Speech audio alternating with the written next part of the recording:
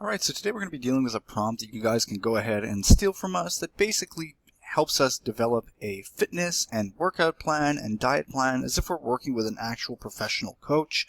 And the prompt, you can access it by simply copying it from the description of this video or the pinned comment, depending what YouTube allows us to do. But we're going to be working on this prompt in real time, and I'm going to actually try to do it for myself. So let's try and see what we can do with this. Now, as I said, you can copy the prompt from the description of the video or the pinned comment. And then once you have it copied, you can go ahead and paste it. You can paste it into a standard chat. You can do it into a custom GPT if you like, but I'm going to go ahead and use projects mode since that's what we like here. We find that it keeps everything a lot more organized, and it helps keep your memory hygiene nice and clean. So let's say fitness plan and diet. And another good benefit of the projects mode is this right here, the memory for project only. That way it keeps the memories confined to projects mode. And that way any memories that we create in this exact project will stay confined to it, and there won't be an overlap with other chats. That's how it keeps the memory nice and clean within your ChatGPT. So let's go ahead and paste the prompt. So this is the prompt. As you can see here, it says, "You are my fitness and diet coach. Your job is to build a workout plan and a nutrition plan that matches my specific goals, schedule, and constraints without extreme or unsafe advice." So after there's a bit more information that you guys can go ahead and edit if you like. It's a pretty long prompt, but basically what happens next is it's going to ask us a series of questions after we hit enter. And at that point, it's probably best to answer the questions as descriptive as possible to get the most out of the prompt. That way ChatGPT understands the context and our exact goals as specific as possible, and we can go from there. So as it says here, what's your goal? Choose one: fat loss, muscle gain, recomposition, strength, endurance, and what's your target outcome? So this is what I'm going to go ahead and answer. So there's a series of questions just like this. So I'm going to go ahead and answer them all right now, and then come back and go over them with you guys really quickly, so that way I'm not answering every single question while recording. It'll just be, I'll go over them really quickly so you guys see what they look like. Alright, so I went ahead and answered the questions, and I actually did it as though I'm trying to do this, because I will actually be using this prompt for my own personal goals, I guess you could say. So as you can see here, what's your goal? I said I want to lose fat and maintain my muscle, ideally drop about 21 pounds while keeping as much muscle as possible, and strength. What's your age? I just gave my age 32. Sex at birth, I said male. Height and current weight, I said 5'8" and 183 roughly. Training experience, beginner, intermediate, or advanced. I said advanced, muscular physique and bodybuilding experience. Where will you train? I said gym. Equipment available. I went ahead and said full gym. How many days per week can you train and minutes per session? I said 5 days for 2 to 2.5 hour sessions. Any injuries, pain, limitations, or movements? I said just no squats or deadlifts, because I am currently dealing with a minor injury. Let's see here, current activity outside of workout, steps a day. I just said outside of gym, I'd say sedentary to moderate. I guess that would fit for a desk job. And we see here nutrition preference. I said to track calories and macros, because I'd actually like to follow up as closely as possible. Then dietary restrictions and foods you refuse or allergies. I said none.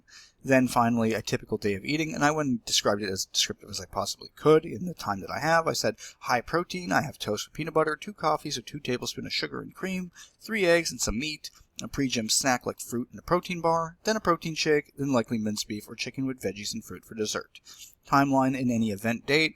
In this case, I just said, and like anything that's maybe holding you back, I just said that I'm plateauing. I've been eating around 1,500 calories a day net, exercising for 1 hour of weights and 40 to 50 minutes of Stairmaster per gym session. So now it's actually going ahead and building this, and it's taking its time. And this is why it's incredibly important to be as descriptive as possible so that you can get the most out of this prompt. Now we're going to wait and see what it does, and I'll come back the minute that it's finished. So as we see here, it says, I have enough to build this. Your plateau note is useful because it changes the plan. I would not push you lower than your current intake. So here's your plan built with fat loss, with maximum muscle and strength retention. So your target gives us our goals. Your main assumption, no squats. My main assumption, no squats or deadlifts. Means I should avoid these patterns completely unless you later say, which I will at some point.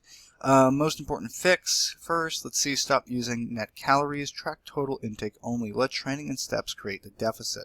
At your size, training age, and current workload, 1,500 net is likely too aggressive for holding muscle and strength. Your plateau is probably coming from a mix of recovery fatigue, low activity outside the gym, water retention from high training cardio stress, hidden calories from small items like peanut butter, cream, sugar, oils, and meat portions. So all 4-week workout plan, it gives us an actual plan that we're going to follow. So Monday, upper 1, strength bias, lower 1, quad ham bias, push hypertrophy, then Friday, lower 2, and just basically a plan that we can work with. So then it gives us the entire plan of what we would do. So a nice warm-up, a band pull, shoulder circles, 2 light ramp up for the first set, then it gives us our actual thing that we'll be doing. Then day 2, then finally day 3, and basically the entire thing of what it'll want us to do for workouts. Now there's something that I would adjust here personally because I would like to hit a certain body part in a different way because in my experience I like that better. So for instance, I would like chest, then I'd like to do my arms, then I would do legs, then shoulders, then back.